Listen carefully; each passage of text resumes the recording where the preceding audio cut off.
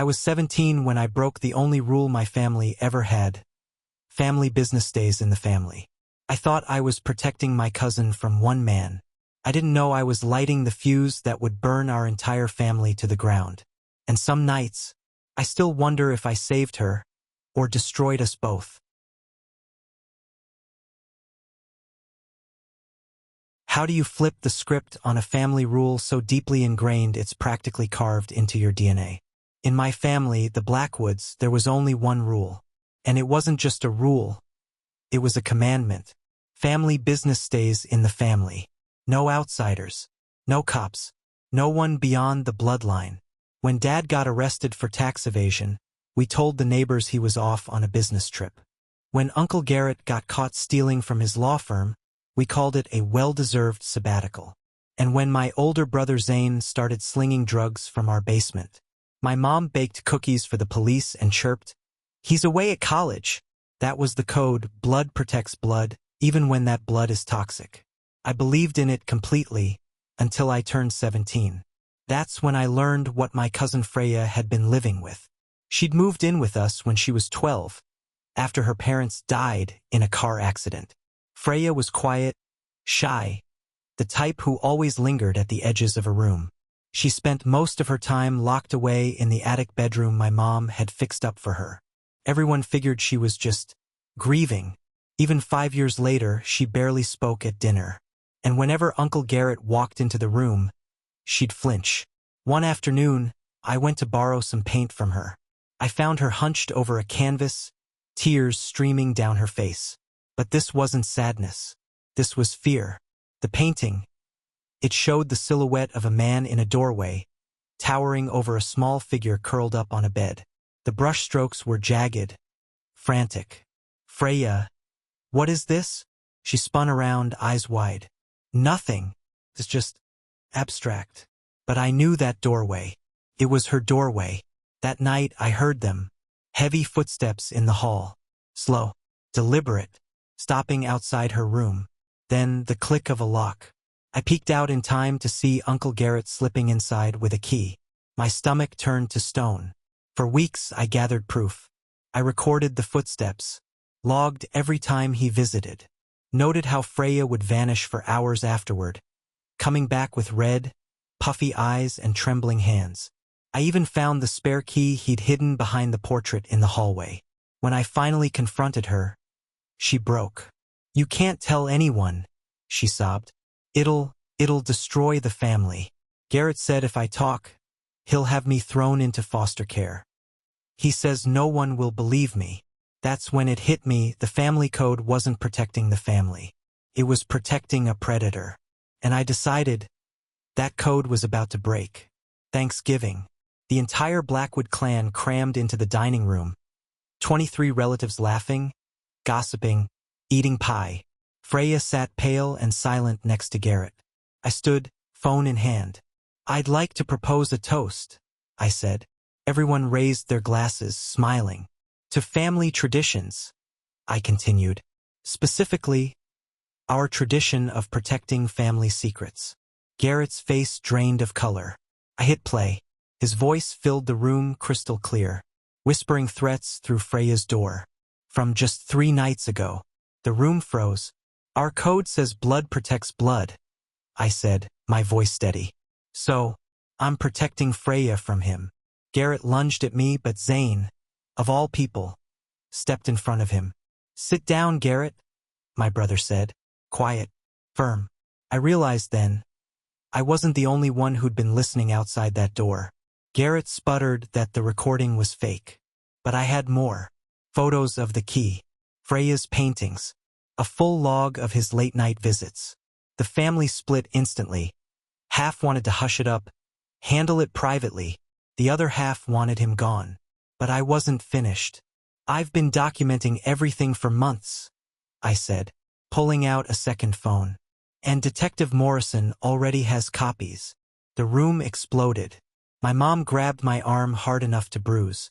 "You called the police on family?" "I protected family," I said. "Just not the one you wanted me to protect." That's when Garrett smiled. It wasn't a normal smile. It was cold, deadly. You have no idea what you've just done, he murmured. I know things about this family that could destroy every one of you. And now, I have nothing left to lose. The air in the room turned to ice. Even the ones shouting fell silent. Aunt Helen stepped forward. Garrett, don't. He cut her off. Don't tell them about the insurance money? Don't tell them how Freya's parents really died. Freya's face went white. What are you talking about? Garrett laughed. A sharp, jagged sound. Oh, sweet, naive Freya. You think that car accident was random? My blood went cold. Around the table, I saw it, the flickers of recognition. Some of them already knew. Your dad was going to leave the family business, Garrett said, his voice rising. He found, let's just say, some irregularities in the books. He was going to go to the cops. From his wheelchair at the head of the table, Grandpa Blackwood finally spoke. Garrett, that's enough. No, Pops. It's time they all know the truth about our precious loyalty. Garrett turned to Freya, his voice ablade. Your parents' brake lines were cut. Your father's death wasn't an accident. It was a murder. The words hit the room like a bomb. Freya's chair slammed against the floor as she shot to her feet, stumbling back until her shoulders hit the wall. You're lying, she breathed. Garrett tilted his head, pulling his phone from his pocket with a smirk that didn't reach his eyes. Am I? I've got my own insurance policies, photos, files, recorded conversations. Did you know? His tone dropped to a razor's edge. Your grandfather ordered the hit? That Uncle Thomas is the one who actually did it. The room seemed to shrink. Uncle Thomas, standing by the fireplace, suddenly bolted. My dad lunged, tackling him before he reached the front door. They crashed into the china cabinet, sending glass shattering across the hardwood. Stop! My mom shrieked, but the chaos was already spiraling. Cousin Marlene was sobbing into her hands. Aunt Diane was backing toward the exit, clutching her purse like it was a lifeline. 3 little cousins huddled together in the corner, eyes huge, their faces pale. Through the shouting and the glass crunching underfoot, Garrett's voice kept cutting through, loud, sharp, impossible to ignore. That's not even the best part, he bellowed. Tell them, Pops. Tell them about the money laundering. Tell them about the judges you've been paying off. Tell them about the witness who just happened to vanish before Thomas's DUI trial. I looked at Freya. She was pressed flat against the wall, trembling so hard her teeth might have been chattering. This wasn't the kind of justice I'd pictured. I thought I was taking down one monster. Instead, I'd cracked open a pit full of them. And then silence. Grandpa Blackwood's voice sliced through the noise like a blade. Enough! Even at 83, even confined to a wheelchair, the man commanded the kind of authority that could freeze a room mid-breath. Garrett, he said evenly, you've crossed a line. Garrett's smirk faltered. I've crossed a line? I'm not the one who's... You've been stealing from this family for 3 years, Grandpa said, his voice like ice. Skimming from our accounts, padding legal expenses, forging documents. And now you're trying to burn the house down to cover yourself. A hush fell again, thicker than before. Garrett's face twitched, surprise, then panic, then a rage that made his hands clench into fists. You can't prove anything. That's when Zane stepped forward, and I noticed the thick manila envelope in his hand. Actually, my brother said, we can. I've been watching you, Garrett. The missing money from Freya's inheritance. The fake invoices. Every signature you forged. I blinked at him in disbelief. Zane? The same brother who'd sold weed out of our basement now sounded like an accountant from hell. While you were busy being a predator, Zane went on, I was learning how the family business really works, including how to catch someone skimming from the top. Garrett's face flushed deep red, then drained to ghost white. You have no idea what you're up against, he spat. But I do. The voice came from the doorway. Detective Morrison stepped inside, 3 uniformed officers behind him. My stomach dropped. I called him after I got the recordings, but I never thought he'd walk right into Thanksgiving dinner. Seeing badges and cuffs in the Blackwood dining room felt like a fever dream. Garrett Blackwood, Morrison said, his tone flat, official. You're under arrest for the sexual assault of a minor. The cuffs clicked shut around Garrett's wrists, but he twisted his head to glare at me. This isn't over, he hissed. You think you're protecting her? You've just painted a target on both your backs. There are things about this family you don't know, and people who won't let those secrets die with me. The front door slammed behind him, but his voice stayed in my head like an echo I couldn't shake. The fallout was instant. Half the family left that night and never came back. Aunt Helen packed up and moved to Oregon within a week. Cousin Marlene cut all ties, terrified Garrett might talk. The ones who stayed split in two. Those who blamed me for tearing the family apart. And those who admitted it had been rotting from the inside long before I lit the match. But the worst part was Freya. Finding out her parents hadn't just died, that they'd been killed, shattered something in her. She stopped eating, stopped sleeping, stopped painting. The girl who'd hidden her pain in color and canvas was gone. What was left was a ghost, drifting from room to room. 3 days later, I found her in the bathroom with a bottle of my mom's sleeping pills. I can't do this anymore, she whispered, her hands trembling as I pried the bottle away. Everyone I love dies because of this family. First my parents. Now what if they come after you? I held her, feeling her sobs shake through my chest. And for the first time, I wondered if I'd made the right call. The first hearing was set for December 15th. Garrett pled not guilty and hired the best, and most expensive, defense attorney in the state. His plan was obvious. If he went down, he was dragging everyone else with him. Subpoenas started flying. Financial records spanning 2 decades. Demands for sworn testimony from every branch of the family tree. Even the so-called accident that killed Freya's parents was now under a magnifying glass. A week before the hearing, my mom came to me looking like she hadn't slept in days. We need to talk, she said.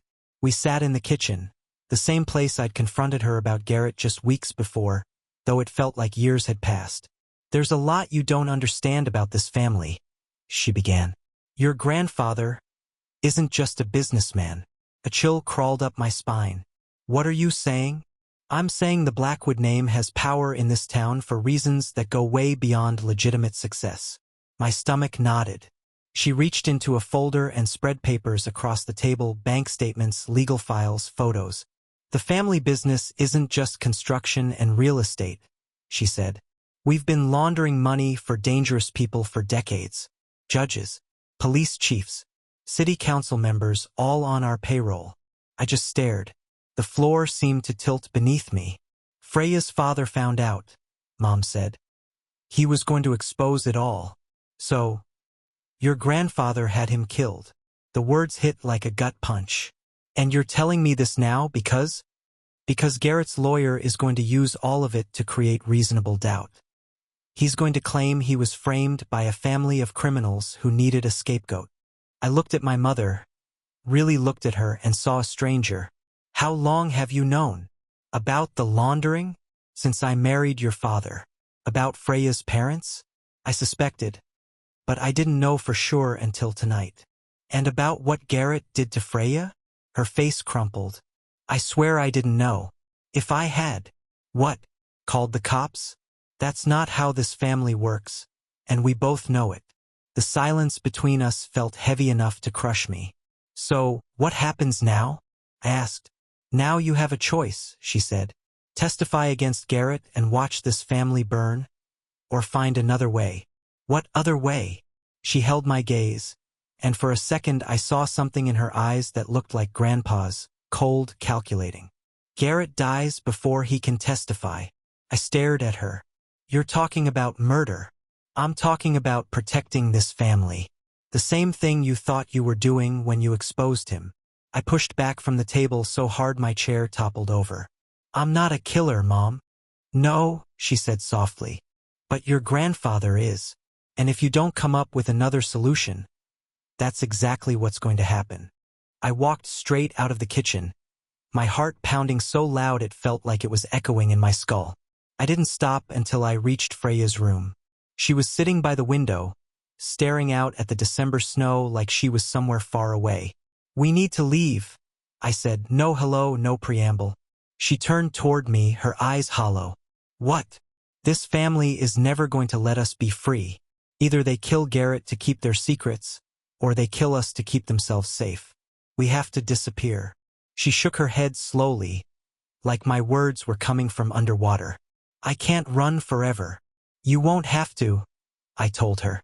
We run until we're strong enough to fight back. That night, I started planning. I had $3,000 in savings and access to Mom's emergency credit card. Freya still had a tiny inheritance from her grandmother. Money the family hadn't managed to sink their claws into yet. It wasn't much, but it was enough to get us gone. And I had something far more powerful than money. Copies of everything.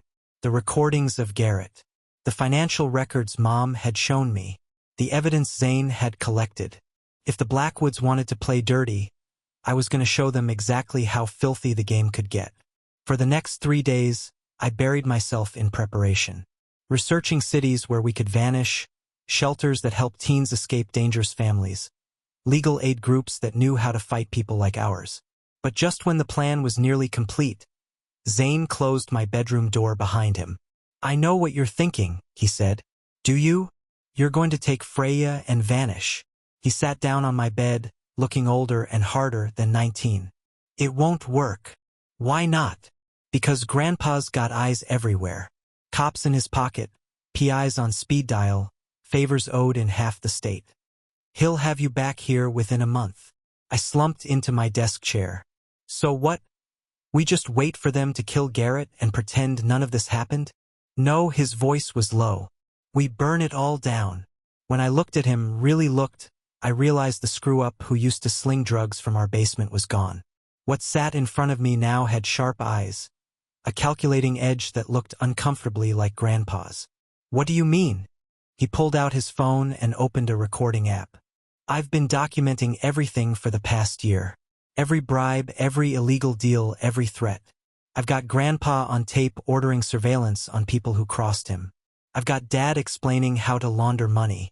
I've got Aunt Helen admitting she helped cover up Freya's parents' accident. My mind spun. Why? Because I knew this day was coming. The Blackwood Empire was built on blood and corruption. It was always going to fall. I just wanted to be ready when it did. He showed me file after file, audio, video, photographs. But just taking down the family isn't enough, Zane went on. The network they built, the people they work with, they all need to go down, or someone else will just take our place. This could destroy hundreds of people, I said quietly. Good. They've earned it. And our family? His jaw tightened. Our family stopped being a family the day they chose money over protecting their kids. That night, I called Detective Morrison. I have more evidence, I told him. A lot more. We met the next morning in a coffee shop across town. I brought Zane and our files. He brought a federal agent, Special Agent Rivera. What you're describing, Rivera said after looking through it all, is a RICO case, racketeering, money laundering, conspiracy, murder for hire. This isn't just one family. This is an organized crime syndicate. How long would it take? I asked. To build a case this big? At least a year. Maybe 2. And in the meantime? Morrison's face darkened. In the meantime, you and Freya are in serious danger. If your grandfather even suspects. He didn't finish the sentence. Rivera leaned in. We can offer witness protection. New names. New lives. Total relocation. I thought of Freya. Fragile, grieving, barely holding it together. And the thought of dragging her through more danger made my chest ache. What about Garrett's trial? I asked. If you work with us, Rivera said, his trial won't matter. We'll have enough to bury him without it. And the rest of my family? Morrison's voice was flat. Most of them will never see the outside of a prison again. I closed my eyes. I thought about Christmas mornings. Dad teaching me to drive. Grandpa telling stories about the old days. Every memory turned sour, knowing now what it was all built on. Okay, I said finally. Let's do it. The next 18 months were like living in another life. Freya and I were moved to a small town in Montana, tucked away in a safe house with fake names and strict rules. No contact with friends. No social media. No family. As far as anyone knew, we'd vanished the night Garrett was arrested. Freya started trauma therapy. Slowly, her spark began to return. She painted again. Not the violent, jagged images of her past, but softer scenes that hinted at hope. I got my GED, started community college. For the first time, I could imagine a future without lies or blood oaths. But the isolation was brutal. Some days it felt like we'd traded one prison for another. Agent Rivera's updates came in bursts. More arrests, grand juries, evidence stacking higher. Then, one June morning, she called with something different. "Garrett's dead," she said. My stomach flipped. How? Officially? Suicide in his cell. But the timing's suspicious. He'd been days away from cooperating for a lighter sentence. His death erased a key witness and months of work. "Do you think it was really suicide?" I asked. A pause. Then Rivera said, "Let's just say your grandfather's reach is long." That night, I sat on the porch with Freya, watching the Montana sky bleed gold and purple over the mountains. "It's never going to be over, is it?" she asked quietly. I wanted to lie, to tell her justice would win and we'd be safe. But Garrett's death had killed that illusion for me. "Maybe not," I admitted. "But we're not the same people we were when this started." She turned toward me. "What do you mean?" "I mean, we're not victims anymore. We know what they are, and we have the power to destroy them. But the federal case, that's for everyone they've hurt. But this," I met her eyes. "This is personal." She searched my face. "What are you thinking?" I pulled out my phone and showed her my contacts list. Over the past year, I'd quietly been reaching out to others. People the Blackwoods had cheated, threatened, or ruined. "I'm thinking," I said, "it's time to stop hiding. Garrett was just one piece. There are more, and they all deserve to be exposed." "That sounds dangerous," Freya said. I met her eyes. "Everything we've done has been dangerous. The difference is, now we're choosing it, not having it chosen for us." 8 months later, the federal investigation came to a head. A single morning of coordinated raids across 3 states. Grandpa Blackwood, my father, 12 other relatives, all arrested. Racketeering, money laundering, conspiracy to commit murder, and a laundry list of felonies that could keep them locked up for decades. But by then, Freya and I weren't just watching the fall. We were building something new in its shadow. Using the evidence we'd collected, and the contacts I'd quietly been making, we created a network of whistleblowers, investigative journalists, and activists with one mission: to drag small-town corruption into the light. We called it the Blackwood Project, named for the family that had shown us just how deep the rot could go. Our first victory? Exposing a city council in Ohio that was pocketing bribes for construction contracts. 3 resignations, 1 mayor in handcuffs. The second? A police department in Nevada that had been burying domestic violence cases for political favors. 7 officers stripped of their badges, the chief charged with obstruction. Each win felt like reclaiming something, a little justice for what had been stolen from us. But our biggest test came when we decided to go public with our own story.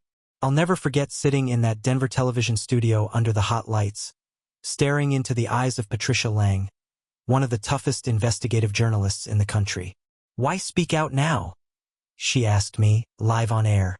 I looked straight into the camera. Thought of Garrett, of Freya's parents, of every victim swallowed by the Blackwood Code of Silence. "Because secrets are poison," I said. "They rot everything they touch. The only cure is sunlight." The interview aired on a Tuesday night in October. By Wednesday morning, my phone wouldn't stop ringing. Messages from survivors, whistleblowers, people desperate to tell their own stories. By Friday, 3 more cities had launched internal investigations. By the next month, the Blackwood Project had offices in 12 states. But the call that gutted me came 6 months later. "I saw your interview," my mom's voice said, small, tentative. I hadn't spoken to her since leaving witness protection. Part of me thought I never would. "And you were right. About everything." She was calling from a payphone outside the federal prison where she was serving 8 years for money laundering. She told me Dad had wanted to fight the charges, to cling to the old Blackwood strategy, deny, stonewall, outlast. But I couldn't do it anymore, she said. I couldn't keep pretending it was okay. What changed? I asked. You did, she admitted. Protecting Freya instead of protecting the family made me realize how long it had been since I'd protected anyone. We talked for an hour. She asked about Freya, about the project.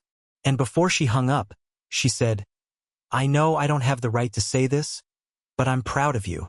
When the line went dead, I sat in my office, my own office, with my name on the glass and the Rockies stretching out beyond the window, and thought about the moment that started it all. I thought I was saving one girl from one predator. I hadn't realized I was striking the match that would burn down generations of corruption.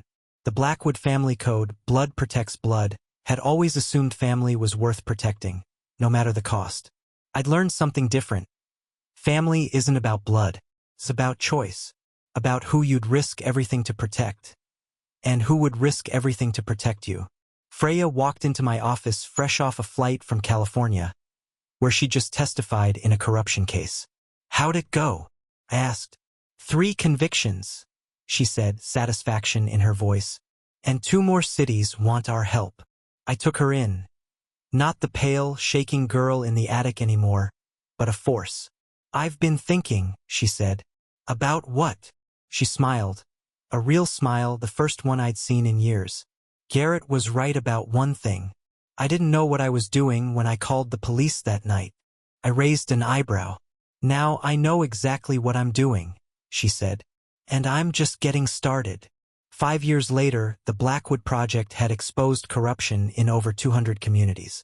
Dozens of prosecutions. Hundreds of whistleblowers supported. New laws passed to protect victims. Freya launched a foundation offering therapy and legal aid to children abused by family members. She testified before Congress. And me? I became an investigative journalist, hunting the same kind of small-town corruption I'd once been trapped in. The Blackwood name, once a ticket to power, was now shorthand for everything wrong with unchecked power. Grandpa died in prison 3 years into his sentence. Dad's still there, not eligible for parole until I'm well into my 30s. The rest of the family scattered, most of them hiding under new names. And Zane, well, Zane shocked everyone. He'd fully cooperated, served 18 months in minimum security, and when he got out, he started a non-profit helping ex-cons find jobs and housing. I spent my whole life learning to be a criminal, he told me on one of our monthly calls. Figured I'd spend the rest learning how to be something else.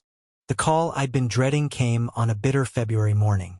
Agent Rivera's voice was calm, but I could hear something behind it. Your Uncle Thomas, the one who cut the brake lines on Freya's parents' car, he's dead. I gripped the phone tighter. Another suicide? This one's real, she said. He left a full confession. Names, details. Exactly how your grandfather ordered it. Exactly how he carried it out. When I called Freya, there was a long silence after I told her. How do you feel? I finally asked. Empty, she said quietly. I thought I'd feel angry or sad, but it's just empty. That's okay too. Is it bad that I'm glad he's gone? That I don't have to sit in court and listen to him explain why my parents had to die? No, I told her. That's not bad at all. That night, we held a memorial for her parents. Just the 2 of us, in the little garden behind her house. Candles, flowers, and the portrait she'd painted of them back when she was 12. They'd be proud of you, I said as the flames flickered in the cold air. You think so? I know so. You became the kind of person they wanted you to be, despite everything the family tried to do to stop you. She smiled through her tears. We both did. Life had become almost normal. We had jobs, friends, even relationships. Freya was with Camden, a social worker who supported her work and understood her scars. I'd been with Quinn, a fellow journalist, for 2 years. We were talking about moving in together. Sometimes, I still waited for the other shoe to drop, for some ghost from the Blackwood name to crawl out of the shadows. But the years passed, and those fears faded. Until a Tuesday in March, 6 years after Garrett's arrest. Detective Morrison didn't bother with small talk. "We've been monitoring communications from some of your grandfather's old associates," he said. "There's talk about revenge, settling old scores." My blood ran cold. "What kind of talk?" "The kind that means someone wants to finish what your family started. Someone who blames you and Freya for burning it all down." That night I called her. "We need to meet. Our usual place." "And Freya?" "Be careful." Our usual place was a coffee shop downtown with good sightlines and more than one exit, a paranoia that had become habit. When I told her what Morrison had said, her face went pale. "So, it's not over." "It might not be." "What do we do?" I've been asking myself that all day. "We have options. Witness protection again. Better security. Or," I leaned forward, "we fight back." She studied me. "And what does fighting back look like this time?" "It looks like using everything we've learned these past 6 years. It means turning our experience into a weapon." The Blackwood Project wasn't just a name anymore, it was power. Connections in law enforcement, friends in the press, a network of people who owed us favors. "If someone's planning to come after us," I said, "we find them first." 3 months later we had a name: Vincent Torelli.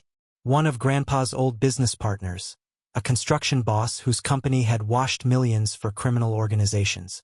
When the Blackwood network collapsed, Torelli lost everything. His company went bankrupt. His son went to prison. His wife left. And in his mind, all of it was our fault. "He's been planning this for 2 years, Rivera told us during the briefing. Waiting for the heat to die down. Building resources. Calling in old debts." "What's his plan?" Freya asked. "To make an example out of you," Rivera said. "To show other would-be whistleblowers what happens when you cross the wrong people." The safe move was to let law enforcement handle it, accept protection, wait for him to slip up. But I was done being safe. "I want to meet him," I said. Rivera's eyes narrowed. "Absolutely not. He wants you dead." "Fine. Let's give him the chance to try." "You're talking about using yourself as bait. That's suicide." Freya leaned in. "What if it's not just bait? What if it's a trap?" Rivera hesitated. "Go on." "Torelli's not the only one who lost money or influence when we testified," she said.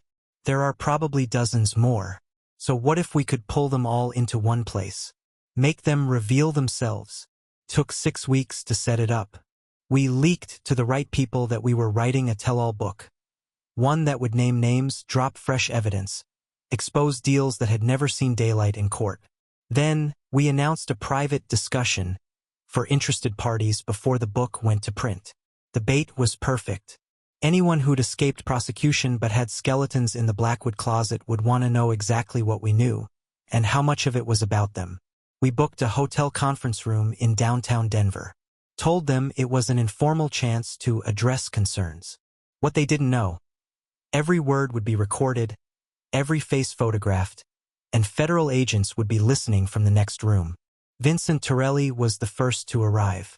Shorter than I'd imagined. Gray hair. And a suit so expensive it practically screamed I hid money from the feds. "Ms. Blackwood," he said, extending a hand. "I've been looking forward to meeting you for a long time." The fake smile never touched his eyes. "Mr. Torelli," I replied, taking his hand. "Thanks for coming." Over the next hour, they filed in 17 more ghosts from the Blackwood network. Ex-business partners of my grandfather. Crooked city officials. Lawyers who'd buried crimes for the right price. All of them had escaped prison when the feds tore the family apart. And all of them looked at me like I'd personally signed their death warrants. I stood at the front of the room, facing a wall of hostile stares. "Thank you all for coming. I understand this book project has raised concerns." Richards, a judge back when my grandfather was untouchable, leaned forward. "Our concern," he said, "is that you seem determined to destroy the lives of people who've already paid for their mistakes." "Paid?" Freya's voice cut through the air from her post by the door. "From where I'm standing, most of you got away with it." The temperature dropped. Torelli's hand slid into his jacket. a movement I knew federal agents were watching from behind their cameras. "Careful, Miss Blackwood," he said. "You're playing a dangerous game." "Am I?" I tilted my head. "I thought this was just a book discussion." "Cut the act," said a woman named Morrison, an accountant who'd laundered millions. "We all know why we're here." "Do we?" I asked. "Why don't you enlighten me?" That's when they slipped. Torelli pulled out a folder and slammed it on the table. "You're going to shut down this book project," he said. "You're going to make a public apology for the lies you told during the trials. And then you're going to disappear. And if we don't," he smiled, cold as ice, "then you'll end up like your cousin's parents." The threat was crystal clear, and thanks to the hidden mics, it was now evidence. Richards shifted uncomfortably. "Vincent, that's not—" "Shut up," Torelli snapped. "These two cost us millions and wrecked dozens of lives. It's time they paid." I met his gaze. "Actually, I think it's time you paid." That was the cue. Agent Rivera and 6 federal agents burst through the doors. Chaos erupted. Torelli bolted for the exit but got tackled before he made it 2 steps. Richards fumbled to destroy his phone. Others tried to claim entrapment, but the recordings didn't lie. Threats, conspiracy, clear as day. As they cuffed Torelli, he looked back over his shoulder. "This isn't over. There will always be someone else." "Maybe," I said, "but there will always be people like us, too." 6 months later, Torelli was handed 15 years in federal prison for conspiracy to commit murder and racketeering. 8 others got between 3 and 10 years. Richards lost his pension and was disbarred. Morrison, the accountant, got 5 years and had to pay back every cent she'd helped steal. But the real win wasn't the sentences. It was the message. "You proved something," Rivera told me after the hearing. "Victims don't have to stay victims. People who speak out don't have to spend their lives looking over their shoulders." She was right. In the weeks after the arrests, the Blackwood Project was flooded with requests from people ready to talk. People who'd been silent for years. But the moment that stayed with me came a week later, over dinner at Freya's house. "I've been thinking about Garrett," she said suddenly. I looked up. We almost never said his name anymore. "What about him?" "About what he said that night. That I had no idea what I was doing when I called the police." And she smiled. Not the broken smile of our childhood. The fierce, proud smile. He was wrong. I knew exactly what I was doing. I was choosing to protect myself and other people like me instead of protecting the ones who hurt us. And now, I make that same choice every single day. Every case we take, every person we help, every system we expose. I raised my glass. "To making the right choice. To making the right choice," she echoed. As the glasses clinked, my mind flashed back to the teenage girl who had stood up at a Blackwood family dinner with a recording on her phone. I thought I was protecting one person from one monster. Turns out, I was starting a revolution. The old Blackwood Code was simple. Blood protects blood, even when blood is poison. Our new code was even simpler. Protect the people who need protecting, no matter who you're protecting them from. And unlike the old code, this one was built to last.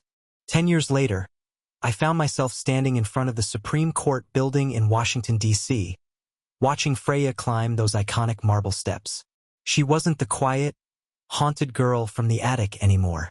She was a lawyer now, one of the country's most respected voices for survivors of familial abuse. And today, she was here to argue a case that could change everything. The case? Mandatory reporting of child abuse.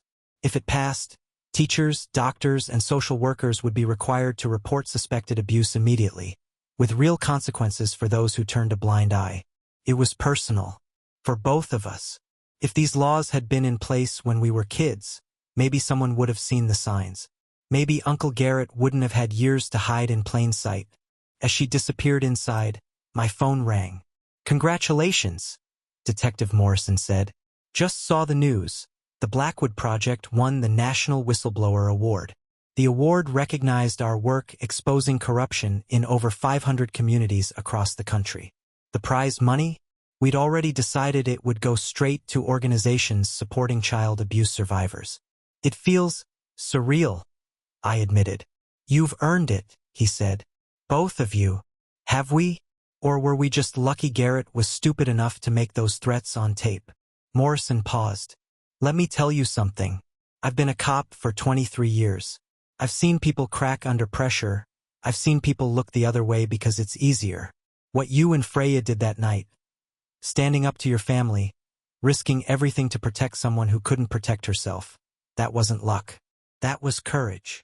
When he hung up, I ducked into a coffee shop and called Quinn back home in Denver, where they were knee-deep in an investigation into oil industry corruption.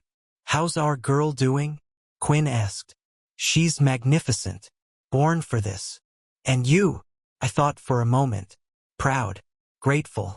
Honestly, amazed we made it this far. Any regrets?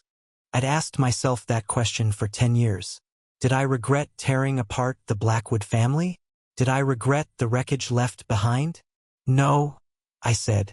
No regrets. Because the truth was we hadn't destroyed the family. They'd destroyed themselves long before we were born. All we did was stop pretending they were worth protecting.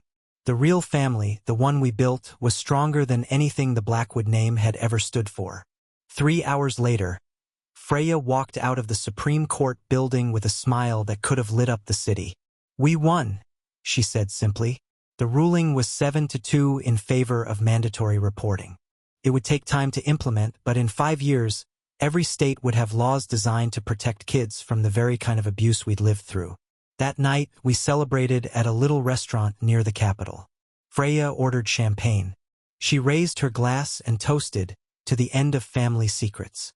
You know the best part? She said as we walked back to the hotel. What? Garrett was right about one thing. We didn't know what we were doing that night. I laughed. And that was exactly what we needed. If we'd known how hard it would be, how much it would cost, how long it would take, we might never have started. She wasn't wrong. If 17-year-old me had known that pressing play on my phone that Thanksgiving night would lead to a decade of legal battles, federal investigations, and threats on our lives, I might have stayed silent. But if I'd known it would also lead to this, to laws that protect children, to a career helping survivors speak out, to a life built on truth instead of lies, I would have made the same choice 1,000 times over. So, what's next? I asked as we reached the hotel. She grinned. Got a call from a prosecutor in Texas. 3 generations of a family covering up abuse. Local authorities won't touch it. Too much political influence. Sound familiar? They want our help building a case. I felt that old electric surge in my chest, the same one I'd felt the night I decided to stand up. When do we leave? Next week. Unless you're getting tired of the fight. I thought about Garrett, about Grandpa, about every person who'd counted on our silence. I thought about the hundreds of survivors we'd helped and the children who were safer because of the laws we fought for. Never, I said. I'm never getting tired of this fight. Because the Uno reverse I played that night, the one no one saw coming, had taught me something I'd never forget. The most powerful move you can make is the one they never see coming. And we were just getting started. 20 years after that Thanksgiving night, I sat in a lecture hall at Harvard Law, watching Freya command the stage. She stood behind the podium at a victims' rights conference, speaking to an audience of prosecutors, advocates, and survivors, people who dedicated their lives to the same fight we'd been waging for 2 decades. The family I was born into had a code, she began. Family business stays in the family. No exceptions. No outsiders. No authorities. I smiled to myself, remembering the terrified 17-year-old who once hid a phone in her bedroom to record Uncle Garrett's footsteps in the hall. But here's what I learned, she continued. The family you're born into doesn't have to be the family you choose. And the codes you inherit don't have to be the codes you live by. The room erupted in applause. Afterward, we walked across Harvard Yard under a crisp October sun. Freya's hair was streaked with gray now, and an old limp from a confrontation with a corrupt sheriff in Alabama slowed her pace. But her eyes, those same defiant eyes from the Blackwood house, still burned with that unshakable determination. Any regrets? I asked her, echoing the question Quinn had asked me 10 years before. Just one, she said. What's that? That it took me so long to realize protecting family doesn't mean protecting their secrets. It means protecting their right to be safe and free. We stopped at a bench overlooking the Charles River. "Do you ever wonder what would have happened if we hadn't spoken up?" she asked. I had, more times than I could count. If I hadn't gathered the evidence, if we hadn't gone to the feds, if we'd chosen silence? I shook my head. Garrett would have kept abusing you until you either escaped or you didn't survive it. Grandpa would have kept building his empire until someone else took him down. And we'd have spent the rest of our lives carrying their secrets. And instead we wrote new rules. Rules that put children above family reputation. Rules that say victims deserve justice, even when the abuser shares their blood. Freya smiled faintly. "You know what the real Uno reverse was?" "What?" "They taught us family protects family, no matter what. But we learned real family protection means holding each other accountable. Saying no more when someone you love is hurting someone else." She was right. That night at the dining table hadn't just flipped the situation with Garrett. It flipped generations of poisonous loyalty. It turned victims into advocates, silence into testimony, secrets into evidence. It turned a family built on lies into a chosen family built on truth. Today, the Blackwood Project operated in all 50 states, with over 200 advocates, investigators, and staff. Thousands of prosecutions. Tens of thousands of survivors supported. But more than numbers, we changed the conversation about loyalty, silence, and the duty to speak up. My phone buzzed. A text from our newest investigator, Iris. New case in Oregon. 3 generations of abuse covered up by local law enforcement. Family owns half the town. Sound familiar? I showed Freya. She gave me a grim smile. "Some things never change," she said. "No," I agreed. "But we do. Because that's the real lesson of the Uno reverse. Change is always possible, but only if someone's willing to flip the script. To say, that's not how things have to be. To choose truth over comfort, justice over peace, protection over loyalty." That night, I called my mother. She'd been out of prison for 8 years, working for a nonprofit helping formerly incarcerated women rebuild their lives. "I saw Freya's speech online," she said. "She's incredible." "She is. And yeah, we're taking the Oregon case." There was a pause. "You know, I've been thinking about what you said that night, about choosing which family to protect. I get it now. You weren't destroying our family. You were saving what was worth saving." She was right. Freya and I were still family, the kind you choose every day. Zane was still family, too. And even Mom. Not the woman who'd once chosen silence, but someone who'd learned to choose differently. "I'm proud of you," she said before hanging up. "Both of you." I sat by the hotel window, looking out at Boston's lights, and thought about the 17-year-old who stood up that night with a phone in her hand and her heart in her throat. She thought she was saving one person. She had no idea she was starting a movement. But maybe that's how revolutions begin, with one small, defiant act of courage. The Uno reverse that started it all was simple. Instead of protecting the family from the truth, I protected the truth from the family. 20 years later, we were still flipping the deck, still changing the rules, still refusing to let the old code live on. Because the most dangerous lie we'd been told was that loyalty meant shielding abusers. The truth? Real loyalty means protecting the innocent, even when the threat comes from your own blood. That's our code now. That's our revolution. And we're nowhere near finished.